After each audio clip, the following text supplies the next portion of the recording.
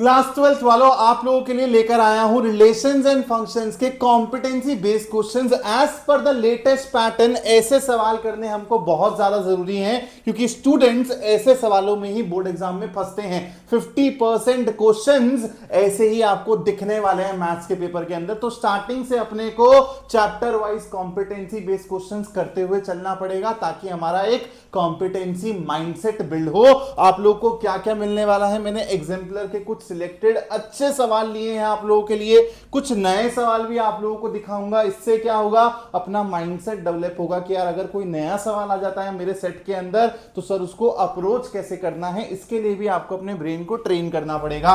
और ऐसे कॉन्सेप्ट दोस्तों, ऐसे कॉन्सेप्ट पे भी सवाल करेंगे जो कि एनसीईआरटी में डायरेक्टली मौजूद नहीं है, लेकिन सीबीएसई लास्ट 2-3 साल से इनके अराउंड सवाल पूछ रहा है। आप लोगों को क्या अप्रोच रखनी है भाई, लेक्चर को देखते वक्त सबसे पहले आप सवाल को खुद बनाने की कोशिश करोगे, उसके बाद मेरी एक्सप्लेनेशन को सुनोगे और फिर समझने की कोशिश करनी है, ठीक है। तो पहला सवाल ये रहा भाई, और देखो ये मेरा खुद का नहीं बनाया हुआ सवाल है, ये आप लोगों का वन ऑफ द पीवाईक्यूज है।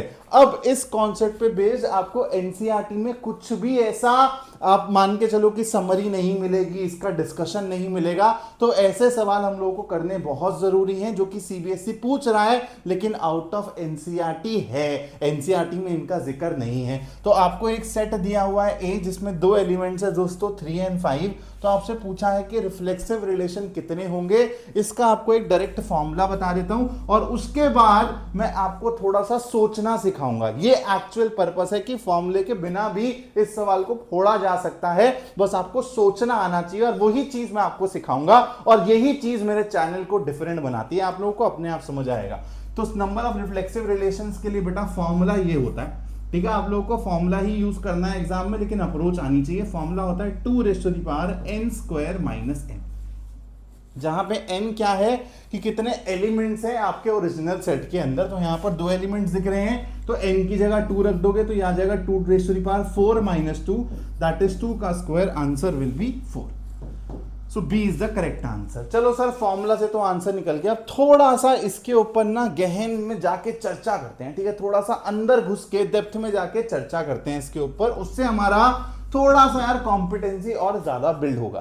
तो यार देखो, अगर मैं रिफ्लेक्सिव रिलेशंस की बात करता हूं दोस्तों तो मेरे को पता है सर, मैं सबसे पहले तो एक यही रिलेशन लिख सकता हूं जो कि रिफ्लेक्सिव होगा। मेरे को total number of reflexive relations बताने हैं। तो सबसे पहले तो सर मैं 3 को 3 के साथ पेयर कर दूंगा, 5 को 5 के साथ पेयर कर दूंगा। तो ये हो गया मेरा पहला रिफ्लेक्सिव रिलेशन जिसको मैं R1 बोल रहा हूं। अब आपको ऐसे ही मेरे साथ सोचते हुए चलना है कि बाकी के 3 भी हम लोगों को लिखने हैं क्योंकि आंसर मेरा 4 आया, ठीक है। तो दूसरा रिफ्लेक्सिव रिलेशन क्या होगा, आप बोलोगे सर अब धीरे धीरे ना मेरे को चीजें चमक रही हैं, मेरे को इन 2 पेयर्स को नहीं छोड़ना है और बाकियों को ऐड करते जाना है। तो सर यहाँ पे 3 और 5 को ले लेता हूं। इसके अलावा सर एक काम करता हूं, 3 5 को डाल देता हूं, हो गया दोबारा से रिफ्लेक्सिव। तो चलो सर एक R3 भी लिख देते हैं। अब एक काम करते हैं, 3 को ले लिया आपने, 5 को भी ले लिया, इनको आप छोड़ नहीं सकते हो सर। 3 5 की जगह ना 5 3 ले लो,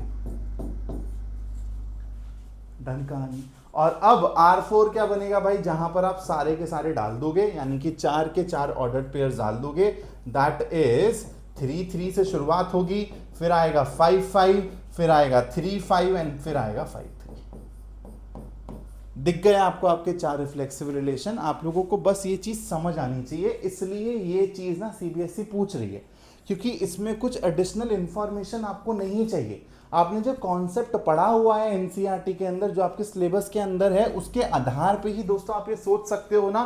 तो सीबीएसई एक्सपेक्ट भी नहीं करती है कि आपको ये फॉर्मूला पता हो क्योंकि सीबीएसई ने एनसीईआरटी में नहीं दिया हुआ, लेकिन सीबीएसई ये जरूर एक्सपेक्ट करती है कि यार बच्चे का कॉम्पिटेंसी इतना तो होना चाहिए कि वो इस सवाल को देख के ये चीजें सोच पाए। मुश्किल नहीं है, बस ये चीजें एज अ स्टूडेंट हमको सिखाई नहीं जाती हैं। अगले सवाल की तरफ चलते हैं, बहुत ज्यादा इंपॉर्टेंट सवाल है, बहुत सारे कॉन्सेप्ट इस सवाल के अंदर फंस रखे हैं जो मैं एक ही सवाल में सब डिस्कस कर दूंगा। अगेन सीबीएसई ने पूछा है ऐसा सवाल एग्जाम्पलर में भी आपको मिलेगा और पीवाईक्यूज में भी रिपीटेड कैटेगरी का सवाल है। इक्विवेलेंस रिलेशन के नंबर ऑफ इक्विवेलेंस रिलेशन के अराउंड सवाल पूछता है। क्या कह रहा है सवाल, number of equivalence relations in the set 1 2 3 containing the elements 1 2 and 2 1 is, तो हमको उसका नंबर बताना है, ऐसे इक्विवेलेंस रिलेशंस का नंबर बताना है जिसमें ये दोनों के दोनों ऑर्डर्ड पेयर्स होने चाहिए और ओरिजिनल सेट मेरा ये रहा जिसमें मेरे 3 एलिमेंट्स है 1 2 3। तो आप लोगों को सबसे पहली चीज जो यहाँ पर मैं बता रहा हूं, मैंने जो आपको बताया कि इस सवाल के थ्रू मैं आपको बहुत सारे छोटे छोटे कॉन्सेप्ट्स बताऊंगा। अगर आपको नहीं पता है तो प्लीज इसको नोट डाउन कर लेना। अगर मेरा वन शॉट देखा होगा तो ऑलरेडी ये सब चीजें आपको पता है, ठीक है। चलो भाई, तो यहां पर आपको मैं बता दूं जो आपका स्मॉलेस्ट इक्विवेलेंस रिलेशन होता है ना दोस्तों, वो होता है identity relation. Always remember this. Identity relation में क्या आएगा भाई, एक ऐसा रिलेशन होगा जहां पर सारे के सारे लोग खुद से पेयर अप कर दिए जाएंगे, खुद से रिलेट कर दिए जाएंगे, and these will be the only pairs, इसके अलावा कुछ और नहीं होगा। तो आइडेंटिटी रिलेशन में सिर्फ ये 3 ऑर्डर्ड पेयर्स रहने वाले हैं। आप बोलोगे सर आइडेंटिटी रिलेशन तो मतलब रिफ्लेक्सिव भी हो गया, बिल्कुल। तो हर एक आइडेंटिटी रिलेशन रिफ्लेक्सिव होता है, लेकिन हर एक रिफ्लेक्सिव आइडेंटिटी नहीं होता, क्योंकि देखो ये रिफ्लेक्सिव है लेकिन ये आइडेंटिटी नहीं है। आइडेंटिटी की क्या होती है बेटा, वायलेशन कर दोगे आइडेंटिटी में अगर तुम इसमें कुछ और भी ऐड कर दोगे। तो आइडेंटिटी बोलता है कि इनके अलावा और कुछ नहीं होना चाहिए, ठीक है, सिर्फ और सिर्फ एलिमेंट्स खुद से रिलेटेड हूं, उसके अलावा कोई और ऑर्डर्ड पेयर मेरे को नहीं दिखना चाहिए। तो यहां पर एक और कॉन्सेप्ट है, all identity relations are reflexive but all reflexive relations are not identity relation. तो ये आपका सबसे छोटा इक्विवेलेंस रिलेशन हो गया। अब मेरे को यार 1 2 और 2 1 को घुसाना है इसके अंदर, और फिर मेरे को सोचना है कि कितने नंबर ऑफ इक्विवेलेंस रिलेशंस हो सकते हैं। तो चलो मैंने ना इसी को ही आधार बनाया और मैंने सोचा R डैश के बारे में सोचा, 1 1 2 2 3 3 एंड देन यहां पर आ जाएगा मेरा 1 2 एंड 2 1। जरा इसके ऊपर चर्चा करो। अभी मैं यहाँ पे क्लोजिंग ब्रैकेट नहीं डाल रहा हूं, इसके ऊपर सोचो कि क्या ये इक्विवेलेंस रिलेशन है। तो देखो यहां तक तो आपको कोई दिक्कत ही नहीं हो रही है। जो लोग एक्स्ट्रा ऐड हुए हैं उन्हीं के बदौलत तो कुछ होगी ना दिक्कत, अगर होगी तो उन्हीं पे ही मैं चर्चा करता हूं दोस्तों। तो देखो 1 2 आया तो 2 1 आ गया, तो मतलब ये सिमेट्रिक तो हो गया, ठीक है, सिमेट्रिक तो हो गया। अब देखो रिफ्लेक्सिव है, सिमेट्रिक भी है, ट्रांजिटिव हो जाता है दोस्तों, तो इक्विवेलेंस अपने आप हो जाएगा। तो अब ट्रांजिटिविटी चेक करो कहीं पे ब्रेक तो नहीं हो रही। तो ट्रांजिटिविटी के लिए क्या करना होता है, लास्ट और पहले वाले एलिमेंट्स देखो, जैसे यहां पर 1 है तो 1 जहां से शुरू हो रहा है तो 1 1 है, 1 2 है तो 1 2 है क्या, बिल्कुल है, ठीक है। अब यहां पे 2 एंड हो रहा है तो 2 स्टार्टिंग कहां पर हो रहा है भाई, 2 कहां पे स्टार्ट हो रहा है, यहां हो रहा है। तो 2 2 है, 2 1 है तो क्या 2 1 है, बिल्कुल है भाई। अब देखो यहां पर आपके पास 3 3 है और 3 यहां पर एंड हो रहा है लेकिन 3 कहीं स्टार्ट नहीं हो रहा, तो यहां पर है ही नहीं, तो मैं उसकी वायलेशन चेक नहीं करूंगा। और यहां पे 1 2 है, 2 1 है तो 1 1 भी है भाई। तो मतलब ये जो आपने 2 ऑर्डर्ड पेयर्स ऐड कर दिए ना, उसके बाद भी आपको इक्विवेलेंस रिलेशन मिल रहा है, तो ये आपका पहला तो हो गया, ठीक है। एक इक्विवेलेंस रिलेशन तो आप फिगर आउट कर चुके हो। अब थोड़ा सा और आगे बढ़ते हैं, इसके बारे में सोचो, ठीक है। R डबल डैश लिख रहा हूं इसको मैं, इसके बारे में सोचो 1 1, इसको तो आप हटा ही नहीं सकते हो वरना रिफ्लेक्सिविटी मर जाएगी, ठीक है। 3 3 और 1 2 2 1, यहां तक आपका रिलेशन इक्विवेलेंस आ रहा है। अब आपको पता है कि मैं एक काम करता हूं यार 1 3 ऐड करता हूं। तो अब मेरे को बताओ कि ये आपको इक्विवेलेंस रिलेशन मिलेगा क्या, ये तो मेरे को चाहिए ही चाहिए, ठीक है। तो मैंने सबसे पहले ये दोनों चेक करके देखा तो मेरे को इक्विवेलेंस मिल गया, तो मेरे को एक तो मिल गया इक्विवेलेंस रिलेशन। अब मेरे को और भी ऑर्डर्ड पेयर्स ऐड करके देखना पड़ेगा ना कि कितने ऐसे टोटल इक्विवेलेंस रिलेशन बन सकते हैं, तो उसी की खोज मैं कर रहा हूं, ठीक है। तो यहां पे देखो, आप खुद देखो, बड़ी आसानी से आप देख सकते हो कि आपको यहां पे 2 1 दिख रहा है, 1 3 दिख रहा है, तो 2 3 भी होना चाहिए था ना। 2 3 नहीं है आपके पास, तो आपने क्या किया, इसको ट्रांजिटिव बनाने के लिए सबसे पहले तो ये अभी इक्विवेलेंस नहीं, ठीक है, तो ये रिजेक्ट हो गया। लेकिन मेरे को यहां पर रिक्वायरमेंट समझ आई कि 2 3 की रिक्वायरमेंट है। अब एक बात बताओ, 2 3 आपने डाल दिया ट्रांजिटिव सोच के, लेकिन सिमेट्रिक के बारे में सोचो, सिमेट्रिसिटी भी तो चाहिए ना इक्विवेलेंस के लिए। 1 3 है तो मेरे को 3 1 की रिक्वायरमेंट भी है, और 2 3 है तो 3 2 की रिक्वायरमेंट भी है। और एक्चुअली अब आप काउंट करोगे तो आपको 1 2 3 4 5 6 7 8 9 यानी कि आपको सारे के सारे ऑर्डर्ड पेयर्स मिल चुके हैं, यूनिवर्सल रिलेशन मिल चुका है। और यहां पर एक और कॉन्सेप्ट है जो आपको दिमाग में रखना है, यूनिवर्सल रिलेशन सबसे बड़ा इक्विवेलेंस रिलेशन होता है, ठीक है, biggest equivalence relation.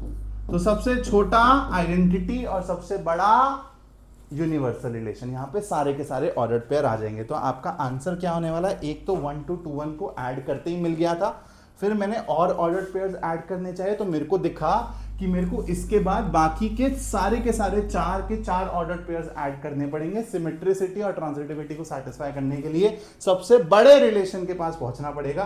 So this is the second equivalence relation. So इसका आंसर क्या होगा भाई, इसका आंसर हो जाएगा 2। कितने ऐसे इक्विवेलेंस रिलेशन हैं based on 1 2 3 containing the elements 1 2 and 2 1? The answer will be 2. That is the correct answer is C. बहुत कॉन्सेप्ट सिखाए हैं यहाँ पर। अब एनसीईआरटी एग्जाम्पलर का एक सवाल है, ठीक है, पहले मैं वो करवाता हूँ। ये maximum number of equivalence relations कितने बन सकते हैं 1 2 3 सेम सेट के ऊपर। तो आपको समझ आ गया कि आपका R1 क्या हो जाएगा, आइडेंटिटी, ठीक है। R2 क्या हो जाएगा दोस्तों, जहां पर आपने ये सारे लोग तो जोड़ ही रखे हैं, 1 1 है, 2 2 है, 3 3 है। अभी पिछले एग्जांपल में बताया 1 2 और 2 1 डालते ही इक्विवेलेंस रहता है। अब जो 1 2 और 2 1 के साथ हो रहा है वो 1 3 और 3 1 के साथ भी होगा ना। यहां पर देखो कि आप कितने पेयर्स बना सकते हो, जैसे 1 2 2 1 का बन गया, वैसे 1 3 3 1 का भी बनेगा और 2 3 3 2 का भी बनेगा, मतलब 3 ऐसे पेयर बनेंगे। एक आपने लिख लिया, ये आपका इक्विवेलेंस रिलेशन है दोस्तों, तो ये भी आपका इक्विवेलेंस रिलेशन होगा 1 1 2 2 3 3 1 3 एंड 3 1। चाहे तो आप चेक कर लो, सिमेट्रिसिटी ट्रांजिटिविटी सब चेक कर लो। और सिमिलरली आप जो लास्ट वाला पेयर लोगे 1 1 2 2 3 3 और फिर 2 3 एंड 3 2, ये भी आपका इक्विवेलेंस रिलेशन है। और एक लास्ट इक्विवेलेंस रिलेशन रहेगा R5, जो कि होगा यूनिवर्सल रिलेशन, जहां पर आपका पूरा का पूरा A क्रॉस A आ जाएगा, ठीक है। 1 2 3 1 2 3 को क्रॉस करोगे तो 9 एलिमेंट्स 9 ऑर्डर्ड पेयर्स बनेंगे ना, तो सारे के सारे 9 लिख दोगे तो वो भी आपका इक्विवेलेंस रिलेशन बनेगा। तो 1 2 3 4 5 इज द करेक्ट आंसर। और इन्हीं 5 में से 2 का डिस्कशन हमने पिछले वाले सवाल में किया था, ठीक है। बहुत इंपॉर्टेंट कॉन्सेप्ट है, प्लीज इसको दिमाग में रखना। एक और खूबसूरत सवाल की तरफ लेके चलता हूं। मेजॉरिटी बच्चे इस सवाल को गलत करेंगे, लेकिन ये सवाल बहुत आसान है लेकिन ट्रिकी है। आपके एकदम बेसिक कॉन्सेप्ट्स को ये चेक कर रहा है। A function is defined from R to R by this, ठीक है। फंक्शन कैसा दिख रहा है, 1/x की तरह। For all x belongs to R, then f is 1 1 onto bijective, f is not defined. आप एक सिंपल सी बात बताओ, आप सोचना इस सवाल के बारे में, 1/x है और x को आप कुछ भी रख सकते हो from the family of real numbers. आप अगर x को 0 डाल दोगे, यहां पर सेट है A और यहां पर सेट है B, यहां पर आपके क्या होती है, डोमेन में जो आपकी वैल्यूज होती हैं x की वैल्यूज, और यहां पर जो फंक्शन की वैल्यू आ रही है y की वैल्यू, ठीक है। तो मतलब यहां पर आपको 1/x की वैल्यू मिलेगी और यहां पे आप x की वैल्यूज देखोगे तो x 0 डाल सकते हो according to the question. x 0 डालोगे तो ये 1/0 होगा विच इज नॉट डिफाइंड, तो ये आपको यहां पर मिलने ही नहीं वाला है, मतलब 0 का कोई इमेज ही नहीं होगा। और जब आपने फंक्शंस की डेफिनेशन पढ़ी होगी 11th क्लास के अंदर, तो आपने ये पढ़ा था कि आप यहां पर कोई सा भी एलिमेंट नहीं छोड़ सकते हो, हर एक एलिमेंट की इमेज होना मांगता है। 0 की इमेज ही नहीं है तो क्या ये फंक्शन भी कहलाएगा? The answer is function is not defined. ऐसे सवाल देके सीबीएसई तुमको अब फंसा सकता है, ये एक अनदेखा सवाल हो सकता है तुम्हारे लिए। शायद बहुत कम बच्चों ने ये वाला सवाल प्रैक्टिस किया होगा, लेकिन एक नया नजरिया आपको दिया गया है कि ऐसे सवाल देके भी आपको फंसाया जा सकता है कि आप इन तीनों ऑप्शंस के बारे में सोचते रह जाओगे, लेकिन आंसर आपका डी है।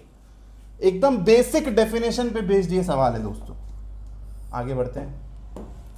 Again a very beautiful question, कोई फॉर्मूला की रिक्वायरमेंट नहीं है, इसलिए सीबीएसई ऐसे सवाल पूछ रही है। वो चेक करना चाहती है कि बच्चा सोच भी पा रहा है या नहीं सोच पा रहा, जो पढ़ा है उसी से ही रिलेटेड है। लेकिन थोड़ा सा तो अपना दिमाग चलाएंगे ना हम लोग, तो वो रटने रटाने वाला टाइम चला गया दोस्तों। आप लोगों को अब स्टार्टिंग से कॉम्पिटेंसी बेस्ड क्वेश्चन पढ़ना चालू करना पड़ेगा। और मैं पता नहीं वेट कर रहा हूँ यार कि मेरे जो पुराने 10th वाले स्टूडेंट्स से जो अब 12th में आए हैं 2 साल बाद, वो कब एक्टिव होंगे भाई। मैं इस चैनल पर एकदम एक्टिवली पढ़ाना चाहता हूँ, कॉन्सेप्ट्स, कॉम्पिटेंसी बेस्ड क्वेश्चंस, फिर लाइव लेक्चर्स देना चाहता हूँ, लेकिन आप लोगों का एंगेजमेंट ही नहीं दिख रहा यार। रिलेशंस एंड फंक्शंस का वन शॉट डाला, 100 व्यूज आए हैं उस पर बस यार।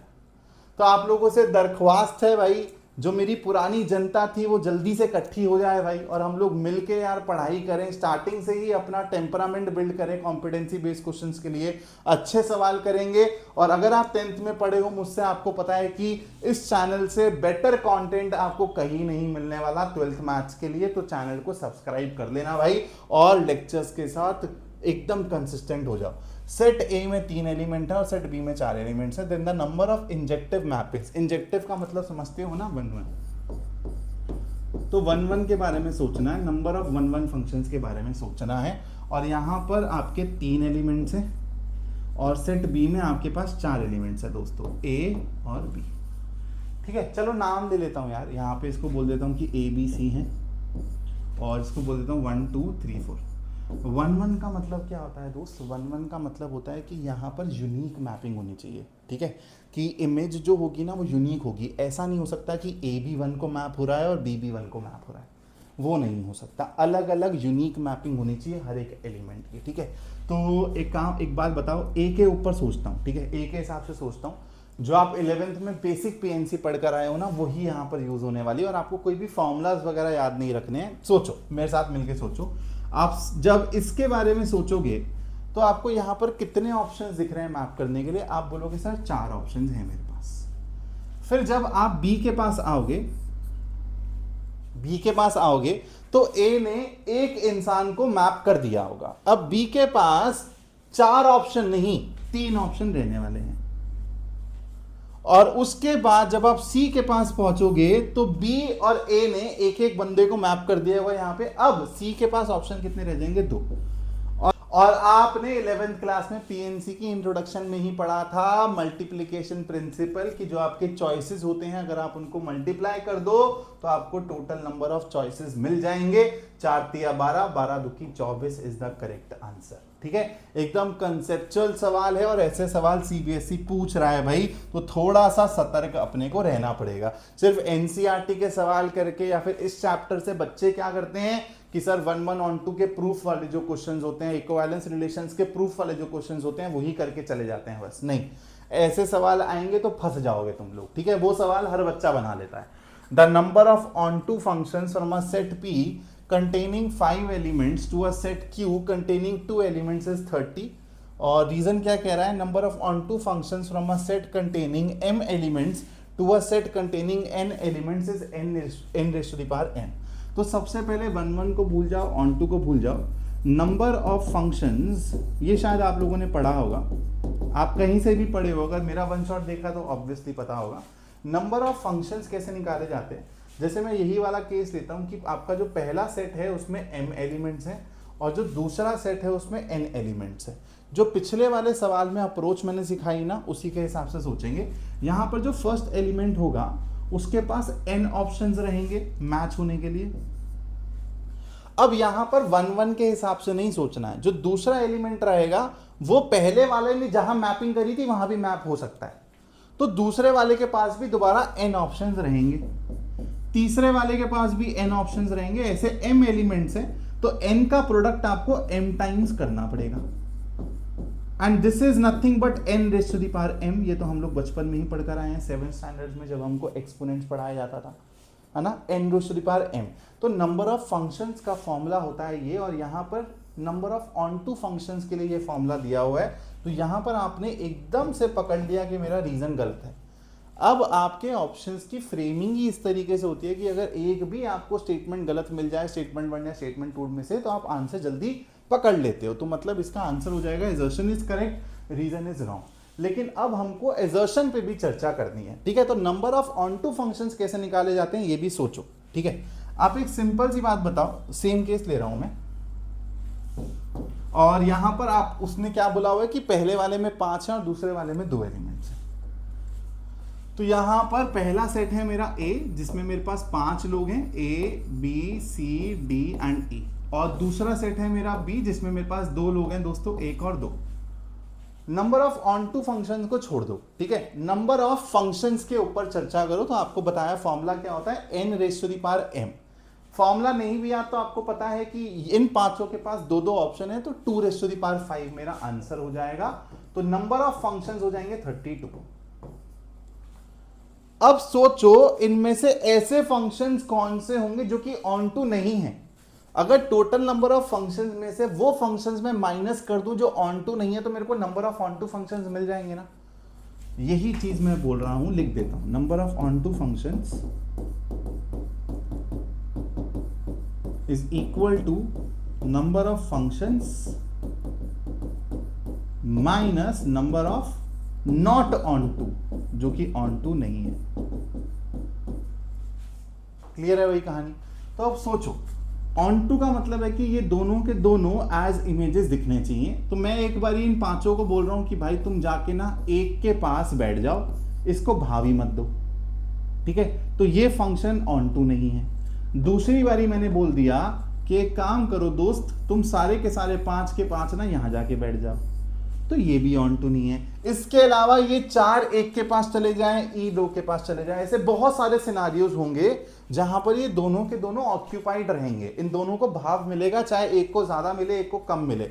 लेकिन यही जो 2 केसेस बताए हैं ना, यही इकलौते 2 केसेस हैं, इकलौता नहीं बोलने चाहिए, मतलब these are the only 2 cases जहां पर या तो खाली एक को भाव मिल रहा है या तो खाली 2 को भाव मिल रहा है, जिससे ये ऑन टू नहीं हो रहे हैं। यानी कि इसका काउंट कितना है, 2। तो 32 में से 2 माइनस करोगे तो आंसर क्या आएगा, 30। और यही आपको इस क्वेश्चन में दिया हुआ था। ऑन टू फंक्शंस निकालने के लिए यही अप्रोच आपको रखनी है। फॉर्मूला नहीं याद करना है, इसका भी फॉर्मूला होता है लेकिन फॉर्मूला नहीं याद रखना है, ठीक है। ये फॉर्मूला जेईई एनडीए में काम आएगा, सीबीएसई में आपको कंसेप्चुअल तरीके से ही सवाल पूछे जाएंगे। चलो भाई, if the relation R on the set N, ये भी बहुत खूबसूरत सवाल है और आपकी बहुत सारे मिसकंसेप्शंस को क्लियर करेगा। आराम से समझना, बहुत आसान लगता है सवाल पढ़ने में लेकिन फिर आप फंसोगे। If the relation R on the set N of all natural numbers defined as this, R equals x y and y equals x plus 5 and x should be less than 4। तो भाई देखो, x और y दोनों के दोनों natural numbers होंगे सबसे पहले, क्योंकि नेचुरल नंबर से ही रिलेशन बनाया जा रहा है। तो x और y नेचुरल नंबर्स होंगे और x की वैल्यू 4 से कम होनी चाहिए। तो x की वैल्यू मैं 1 2 3 यही रख सकता हूँ। चलो तो फटाफट से अपना रिलेशन फॉर्म कर लेते हैं। तो अगर आपने x की जगह 1 रख दिया तो y हो जाएगा 6, x की जगह 2 रख दिया तो y हो जाएगा 7, x की जगह 3 रख दिया तो y हो जाएगा 8। अब इसी पे ही अपने को क्या करनी है, चर्चा करनी है। क्या ये रिफ्लेक्सिव है? रिफ्लेक्सिव का मतलब तो होता है कि सर यहां पे सारे के सारे नेचुरल नंबर सबसे रिलेटेड दिखने चाहिए थे। Can't be my answer. क्या ये सिमेट्रिक है? सिमेट्रिक इसके हिसाब से सोचा जाता है कि 1 6 है तो क्या 6 1 है, 2 7 है तो क्या 7 2 है, 3 8 है तो क्या 8 2 है, नहीं 3 8 है तो क्या 8 3 है, आई एम सॉरी, नहीं, रिफ्लेक्सिव भी नहीं है। इक्विवेलेंस हो ही नहीं सकता। तो आपने ऑप्शन एलिमिनेशन करके आंसर तो निकाल दिया कि सर आंसर सी होगा। कुछ बच्चे कंफ्यूज रहेंगे, सर ये ट्रांजिटिव कैसे है, 1 6 है लेकिन इसको किससे रिलेट करूं, ए बी बी सी और ए सी टाइप की चीजें नहीं दिख रही है। तो ऐसे रिलेशंस में जहां पर आपको 1 6 के लिए 6 कॉमा समथिंग नहीं दिख रहा है, 2 7 के लिए 7 कॉमा समथिंग नहीं दिख रहा है, 3 8 के लिए 8 कॉमा समथिंग नहीं दिख रहा है दोस्तों, तो ये आपके ट्रांजिटिव रिलेशन ही होंगे बाय डेफिनेशन। कैसे समझो, इसको बोला जाता है दीज आर ट्रिवियली ट्रांजिटिव, ठीक है, this is the term trivially transitive. इसका मतलब क्या है, ध्यान से समझना। 1 6 के साथ 6 से चालू होता हुआ कोई पेयर ही नहीं है, आप वायलेशन करवा ही नहीं पा रहे हो, आपको कोई पेयर दिख ही नहीं रहा है जो आपकी ट्रांजिटिविटी को वायलेट कर दे, तो इसलिए ये बाय डेफिनेशन ट्रिवियली ट्रांजिटिव है। तो आप ध्यान रखना, ऐसी चीज आपको एनसीईआरटी में एग्जांपल्स वगैरह में नहीं मिलेगी। तो again this is a very very crucial concept कि ट्रिवियली ट्रांजिटिव को किस तरीके से स्पॉट किया जाता है। अगर आप लोगों को ऐसा रिलेशन दिखे जहां पर आप लोगों को ऑर्डर्ड पेयर्स दिखे ही ना, जहां से आप चैलेंज कर सको ट्रांजिटिविटी को या फिर वायलेट कर सको ट्रांजिटिविटी को, तो वहां पर वो रिलेशंस ट्रिवियली ट्रांजिटिव होंगे। Hence the correct answer is C. ठीक है भाई, बात समझ आ गई सभी को? चलो, for the set A 1 2 3 define a relation R in the set A as follows, write the ordered pairs to be added to R to make it the smallest equivalence relation. देखो, इसको मेरे को स्मॉलेस्ट इक्विवेलेंस रिलेशन बनाना है और उसके लिए मेरे को ऑर्डर्ड पेयर्स ऐड करने हैं, यानी कि मिनिमम ऑर्डर्ड पेयर्स कितने ऐड करूं कि ये इक्विवेलेंस रिलेशन बन जाए। तो आपको मैंने अभी बताया, मैंने 2 सवाल करवा दिए हैं, यहां तक तो कोई दिक्कत नहीं थी। 1 3 है तो इसको 3 1 चाहिए और यही मेरा स्मॉलेस्ट इक्विवेलेंस रिलेशन हो जाएगा। सो कौन सा ऑर्डर पेयर ऐड करना पड़ेगा? 3 1 को ऐड करना पड़ेगा। तो मिनिमम एक ऑर्डर पेयर ऐड करते ही ये इक्विवेलेंस रिलेशन बन जाएगा। चलो, consider the set A 1 2 3 and R to be the smallest. तो स्मॉलेस्ट क्या होगा भाई? आपको और कुछ नहीं है, आइडेंटिटी रिलेशन लिखना है यहाँ पर, यानी कि 1 1 2 2 3 3 यही आपको लिखना है। That is it. आ जाओ और सवाल करते हैं। The function F, again a very beautiful question, आपके एग्जाम्पलर में भी हैं ऐसे सवाल और ऐसे सवाल सीबीएसई भी पूछता है। ठीक है, तो function defined from n to n where n is the natural number, इस तरीके से डिफाइंड है। तो फंक्शन बाइजेक्टिव है, 1 1 है, क्या है? तो चलो यार एक काम करता हूँ, मैं n की जगह ना 1 रखता हूँ। ठीक है, तो f ऑफ 1 क्या आएगा मेरा? 1 इज ऑड, तो मेरे को ये वाला रूल यूज करना पड़ेगा। 1 + 1 divided by 2 is 2 divided by 2, that is 1। और अगर मैं n की जगह 2 रख दूं, f ऑफ 2 देखूं दोस्तों, तो यहाँ पे ये वाला रूल यूज करना पड़ेगा, 2 इज इवन, तो ये हो जाएगा 2 डिवाइडेड बाई 2, दैट इज 1।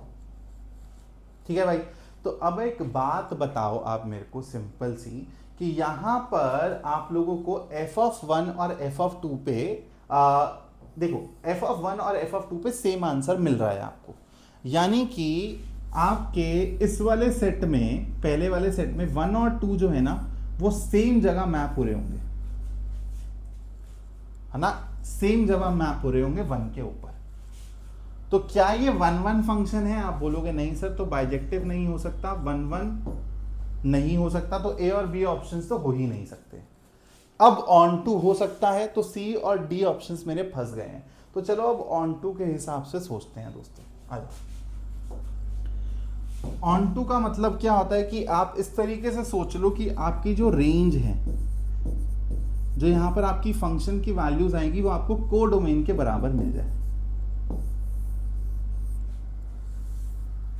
ठीक है भाई, तो आपको इस तरीके से चाहिए कि भाई जो मेरी रेंज है ना, वो मेरी नेचुरल नंबर्स के बराबर आ जाती है अगर, तो मेरा काम हो जाएगा। अब यहाँ पे सोचो, आपने अभी 2 डाला है, फिर 4 डालोगे, फिर 6 डालोगे, फिर 8 डालोगे, और n टू n वाला गेम है। ठीक है, तो यहाँ पर 0 के बारे में मत सोचना या फिर नेगेटिव के बारे में मत सोचना प्लीज़, आपका n टू n का गेम है यहाँ पर। तो आप लोग एक बात बताओ, यहाँ पर आप लोगों ने 2 डाला, 4 डाला, 6 डाला, 8 डाला, 10 डाला, इन सब पे आपको इमेजेस क्या मिलने वाली है? 1 2 3 4 5। जैसे जैसे आप आगे बढ़ोगे, आपके सारे के सारे नेचुरल नंबर्स कवर हो जाएंगे एज इमेजेस। तो आप सिर्फ इसी को देख के बता सकते हो कि ये फंक्शन ऑन टू है, and the correct answer is C. ठीक है, तो ऐसे विजुअलाइज करना पड़ता है भाई इन प्रॉब्लम्स के अंदर। एक और सवाल है, ये थोड़ा सा आसान सवाल है, लेकिन ऐसे सवाल काफ़ी टाइम से पूछे नहीं है सीबीएसई ने, इसलिए मैंने ये वाला सवाल डाल दिया है यहाँ पर ताकि प्रैक्टिस हो जाए। 2 finite sets A and B have m and l elements respectively, the total number of relations, तो total number of relations होते हैं 2 raised to the power m times n। ठीक है, और ये आपको 64 के बराबर दिया हुआ है, और 64 को आप 2 raised to the power उसमें कैसे लिखोगे? 64 और कुछ नहीं होता भाई, 2 raised to the power 6 होता है। ठीक है, 2 क्यूब का मल्टीप्लीकेशन विद 2 क्यूब, 8 times 8, तो 2 raised to the power 6। तो m और n का प्रोडक्ट मेरा 6 होना चाहिए। सवाल क्या पूछ रहा है? Then the possible values of m and n can be, ऐसी वैल्यूज जिनका प्रोडक्ट 6 हो। नहीं नहीं नहीं, हाँ, correct answer is C. A and B are two sets with m elements and n elements respectively, और दिया हुआ है कि m n से छोटा है. How many onto functions can be defined from set A to set B? चलो भाई, तो ये आपका सेट A है, ये आपका सेट B है, यहाँ पर m एलिमेंट्स हैं, n एलिमेंट्स हैं. ये इंफॉर्मेशन आपको दी गई है कि m जो है वो n से छोटा है. अब खुद से सोचो, ठीक है, एक स्पेसिफिक केस लेके सोच लो. यहाँ पर 4 एलिमेंट्स हैं और यहाँ पर 5 एलिमेंट्स हैं, ठीक है. एक स्पेसिफिक केस से सोच रहा हूँ मैं, आप बड़े प्यार से इसको विजुअलाइज कर लोगे. मेरे को ऑन टू फंक्शंस बताने हैं. आप एक सिंपल सी बात बताइए, मैंने ए को इससे मैप कर दिया, बी को यहाँ कर दिया, सी को यहाँ कर दिया, डी को यहाँ कर दिया, ठीक है. सबको यूनिक इमेजेस दे दी मैंने, तब भी मेरा एक एलिमेंट यहाँ पर बच गया. और ऑन टू का मतलब क्या होता है कि यहाँ पर सारे के सारे लोग एज इमेजेस दिखने चाहिए. मेरी जो कोड डोमेन है वो रेंज के बराबर होनी चाहिए. यही कॉन्सेप्ट है ऑन टू का. तो अब आप बोलोगे कि सर एक काम करो, ए को 5 से भी मैप कर दो या फिर बी को 5 से मैप कर दो. तो मैं बोलूंगा, आपने जब फंक्शन पढ़ा था तो आपने बोला था कि यहाँ पर जो आपके सेट ए के एलिमेंट्स होते हैं, किसी की भी एक से ज्यादा इमेज नहीं होनी चाहिए, वन एंड ओनली इमेज होनी चाहिए. ये वाला केस पॉसिबल है दोस्तों कि यहाँ पर दो लोगों की सेम इमेज हो जाए. आप इसको फंक्शन बोल सकते हो, लेकिन एक ही इंसान की 2 इमेजेस हो गई तो इसको फंक्शन ही नहीं बोल सकते हो. तो यहाँ पर अगर आप सोचो एकदम, इन चारों को अगर आप यूनिक इमेजेस भी दे दोगे ना, तब भी एक इंसान छूट जाएगा. अब आप यहाँ पर एक को ज्यादा जगह बांधने की कोशिश करोगे तो वो तो फंक्शन ही नहीं रहेगा. ऑन टू तो छोड़ो, hence the correct answer would be 0. तो इसको आप ऐसे समराइज कर सकते हो, अगर आपके पहले वाले सेट में कम एलिमेंट्स हैं, सेट बी में ज़्यादा एलिमेंट्स हैं, तो number of onto functions हमेशा 0 होंगे. बना ही नहीं सकते हो आप वहाँ पे ऑन टू फंक्शंस. चलो, एक सवाल मैं आपको एज होमवर्क देके जा रहा हूँ, इसका आंसर मेरे को कमेंट बॉक्स में चाहिए. और मैंने आपको प्रॉमिस किया था, अगर अब आप पढ़ने के मूड में हो, अगर आप पढ़ने के मूड में नहीं हो यार, तो मैं भी एक काम करूँगा, 2-3 महीना रेस्ट करूँगा, 10th के बच्चों पे फोकस करूँगा. और जब आपके अभी पीरियोडिक टेस्ट या हाफ ईयरली आएंगे 1.5-2 महीने बाद, तब आपको प्रैक्टिस करवा दूंगा. अगर आपको उसी तरीके से चलना है तो भाई बता दो, फिर मैं फालतू के लिए एफर्ट नहीं डालूंगा. लेकिन अगर आपको पढ़ना है तो भाई मैं आप लोगों को प्रॉमिस कर रहा हूँ, जून महीना खत्म होते होते मैं 2nd और 3rd चैप्टर का 1 शॉट गिरा दूंगा. दोनों चैप्टर्स का 1 शॉट डाल दूंगा नेक्स्ट 5 से 6 दिन के अंदर. और उसके बाद दोनों चैप्टर्स के ऐसे कॉम्पिटेंसी बेस्ड क्वेश्चंस का क्वेश्चन लेक्चर भी डाल दूंगा. तो आप लोग प्लीज़ थोड़ा सा सीरियस हो जाओ, चैनल को सब्सक्राइब करके रखो ताकि तुमको नोटिफिकेशंस मिलती रहें टाइमली. और बुक्स को लेके, किसी भी चीज़ को लेके कोई भी डाउट है, क्वेरी है यार, तुम लोग कमेंट बॉक्स में डालो, एटलीस्ट अपनी बात मुझ तक पहुँचाओ. Signing off now, this is Gagan Makkar. जय हिंद.